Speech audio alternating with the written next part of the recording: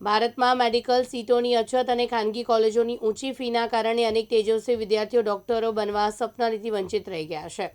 એવા સમયમાં ગાંધીનગર સ્થિત +1 ગ્લોબલ કેર સર્વિસીસ વિદેશમાં મેડિકલ અભ્યાસ માટે એક ઉત્તમ વિકલ્પ તરીકે સામે આવી રહી છે. સંસ્થાના ટ્રસ્ટી સંદીપભાઈ પટેલના જણાવ્યા અનુસાર રશિયા, જોર્જિયા, કિર્ગિસ્તાન, કઝાકસ્તાન અને ઉઝબેકિસ્તાન જેવી સરકારી મેડિકલ યુનિવર્સિટીઓમાં વાર્ષિક ફી માત્ર 2 થી 3 લાખ રૂપિયા જેટલી છે, જે ભારતની ખાનગી મેડિકલ કોલેજોની સરખામણીએ ઘણી ઓછી છે.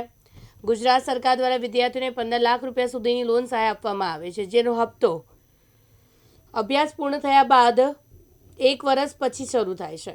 આથી સામાન્ય પરિવારના વિદ્યાર્થીઓ પણ ઓછા ખર્ચે ડૉક્ટર બનવાનું સપનું સાકાર બની શકે છે.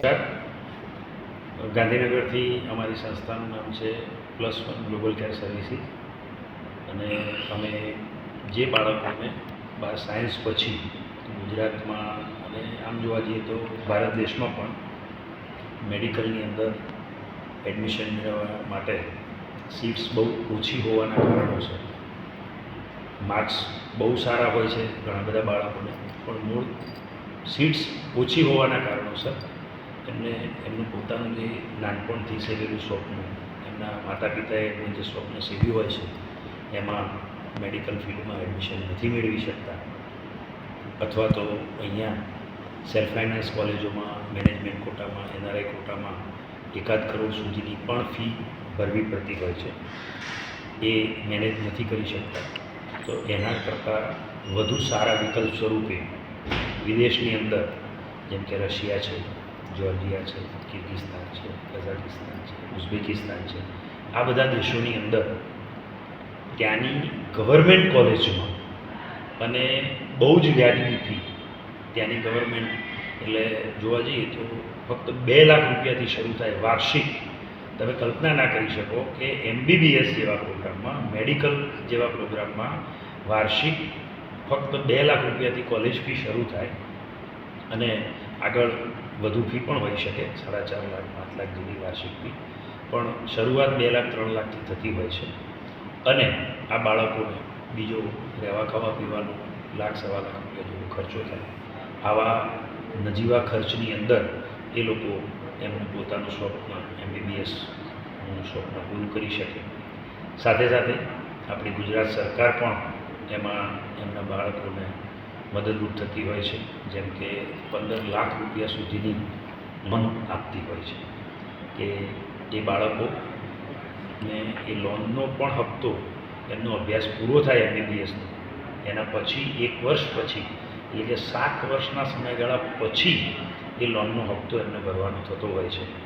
એટલે આમ જોવા જઈએ તો 22, 23 કે 24 લાખ રૂપિયાથી એમને MBBSનો ખર્ચ થતો હોય, બધું જ આવી જાય એમાં, કોલેજ ફી, હોસ્ટેલ ફી, એમનો રહેવા ખાવા પીવાનો બધો જ ખર્ચ આવી જતો હોય, બરાબર છે.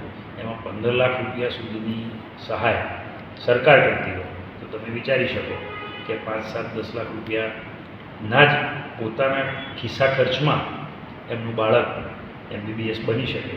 કેવી અકલ્પનીય વાત કહેવાય કે આટલા નજીવા ખર્ચમાં એ બાળક એનું પોતાનું જે સ્વપ્ન છે, એના પરિવારનું જે સ્વપ્ન છે મેડિકલ, એ પૂરું કરી શકે. તો એ માટે અમે આજથી 18 વર્ષ પહેલાં આ સંસ્થાની શરૂઆત કરી અને લગભગ આ બધા દેશોની મુસાફરી પણ મેં કરી.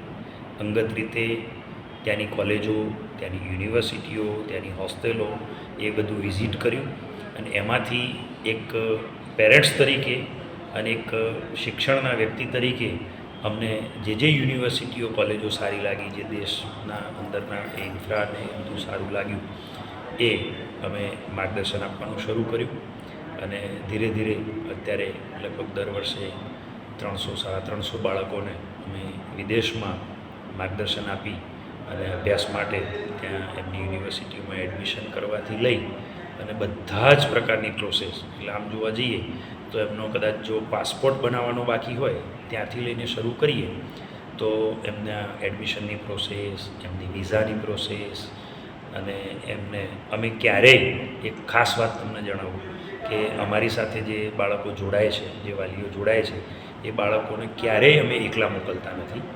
અમારી ટીમ છે એ 20 એક ડૉક્ટરો જે છે એ બધા અમારી સાથે જોડાયેલા છે.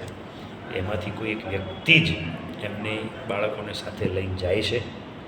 7 દિવસથી લઈને 15 દિવસ સુધી એમની સાથે ત્યાં રોકાય છે અને એમના ત્યાં એમનું મેડિકલ કરાવવું, એમની એડમિશન પ્રોસેસ ત્યાં ફિઝિકલી જઈને કમ્પ્લીટ કરાવવી, ત્યાંનું જે શહેર છે જેમાં એ બાળકોનું એડમિશન થઈ રહ્યું છે એ શહેર સાથે પરિચય કરાવવો, સિટી ટૂર કરાવવી અને એમની નાની નાની જે જરૂરિયાતો છે ત્યાં રહેવા માટે એમને જે કંઈ પણ નાની મોટી ખરીદી કરવાની છે એ પણ અમારા ટીમ મેમ્બર્સ છે જે એમની સાથે જે જાય છે એ બધું જ કરાવી એમને 10, 12, 15 દિવસ સુધી એમની સાથે રહી અને બાળકો બધું જ એમનું શાંતિથી કામ કરી શકે એવી એમને એક શકૂન થાય, એક સંતોષ થાય, પછી જ એ ઇન્ડિયા પરત આવે છે.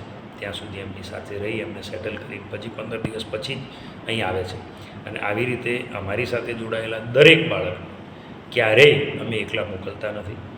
એક પેરેન્ટ્સ તરીકે એ જવાબદારી અમે નિભાવીએ છીએ, અમે જ સાથે જઈએ છીએ અને આખી આ પ્રોસેસ અમે પૂરી કરીએ છીએ. અને આવનારા એમનો અભ્યાસ જ્યાં સુધી પૂરો ન થાય 6 વર્ષ સુધી ત્યાં પ્રકારની એમના અભ્યાસ માટેની, એમને રહેવા માટેની અને એ બધા જ પ્રકારની જે જવાબદારીઓ છે એ 6 વર્ષ સુધી અમે એક પેરેન્ટ્સ તરીકે નિભાવતા હોઈએ છીએ. અને એ બહુ આનંદની વાત છે અમારા માટે કે એ બાળકો પણ એ પોતે એમણે જે પર્સનલી વિચાર્યું હતું, એમના માતા પિતાએ વિચાર્યું હતું, એમના ફેમિલીએ જે વિચાર્યું હતું કે મારું બાળક જે છે એ સારામાં સારા ડૉક્ટર બનીને પરત આવે ત્યાં સુધીની સંપૂર્ણ કાળજી લેવાનો અમે સંપૂર્ણ પ્રયત્ન કરીએ છીએ. આપનો પરિચય? મારું નામ છે સંદીપભાઈ પટેલ. હું સંડેરનો વતની છું. ગાંધીનગર ખાતે રહું છું વર્ષોથી. ત્યાં તપસ્યા ઇન્ટિગ્રેટેડ સ્કૂલ નામની જે સ્કૂલ છે એમાં હું ટ્રસ્ટી છું. સાથે સાથે અમે બીજા મિત્રો સાથે મળી અને ગાંધીનગરમાં જે બાળકો આખા ગુજરાતમાંથી, અંતરિયાળ ગામડાઓમાંથી આવી અભ્યાસ માટે રહેવા માગતા હોય છે, સ્કૂલ અને કોલેજમાં અભ્યાસ કરવા માગતા હોય, શૈક્ષણિક જે બીજી અત્યારે સ્પર્ધાત્મક પરીક્ષાઓ ચાલતી હોય એની તૈયારી કરવા માટે ગાંધીનગર આવી અને એમને જે રહેવાની અગવડ પડતી હોય છે, એમને જમવાની જે અગવડ પડતી હોય છે એ માટે અમે 4 એક મિત્રોએ ભેગા મળી અને ત્યાં હોસ્ટેલ્સ અને પીજી હાઉસ ચલાવીએ છીએ 1994ના વર્ષથી. અને એ બાળકોને ત્યાં પોતાના ઘર જેવું જ વાતાવરણ મળે ગાંધીનગર ખાતે એ રીતે અમે એમને બધા જ પ્રકારની સવારે ચા નાસ્તો, બપોરે જમવાનું, સાંજે જમવાનું, એમના કપડાં ધોવાય, એમના કપડાં ધોઈને એમને ઇસ્ત્રી કરીને પરત મળે, આ પ્રકારની બધી જ ઝીણવટપૂર્વકની સુવિધાઓ મળે એ પ્રકારની વ્યવસ્થાઓ ગાંધીનગર ખાતે ચલાવીએ છીએ. સાથે સાથે ટોપ એજ્યુકેશનના નામથી 2004થી મારું કોચિંગ ઇન્સ્ટિટ્યૂટ ચાલે છે જેમાં 7મા ધોરણથી 12મા ધોરણ સુધીના બાળકો ગુજરાતી મીડિયમ, ઇંગ્લિશ મીડિયમ અને CBSE બોર્ડના જે બાળકો છે એમના માટે અમે કોચિંગ ઇન્સ્ટિટ્યૂટ ચલાવીએ છીએ. AI-EEE જ્યારે હતી એક્ઝામ અને AI-PMT જ્યારે હતી એક્ઝામ ત્યારથી લઈ અને એ જે પણ પરીક્ષાઓમાં જે બદલાવ આવ્યા, ગુજકેટ આવી, જી મેઇન છે, જી એડવાન્સ છે, નીટનું એ બધું જ કોચિંગ અમે ગાંધીનગર ખાતે રહી અને અંતરિયાળ ગામડાઓમાંથી આવતા બાળકોને ટોપ એજ્યુકેશન દ્વારા ત્યાં પૂરું પાડીએ છીએ. તો આ બધી સંસ્થાઓ સાથે હું સંકળાયેલો છું. સાથે સાથે થોડાક સામાજિક અને ચેરિટેબલ ટ્રસ્ટો જે ચાલે છે એમાં પણ. હાર્દિક સોલંકી, 7 પંચાલ, દિવ્યાંગ ન્યૂઝ, પાટણ.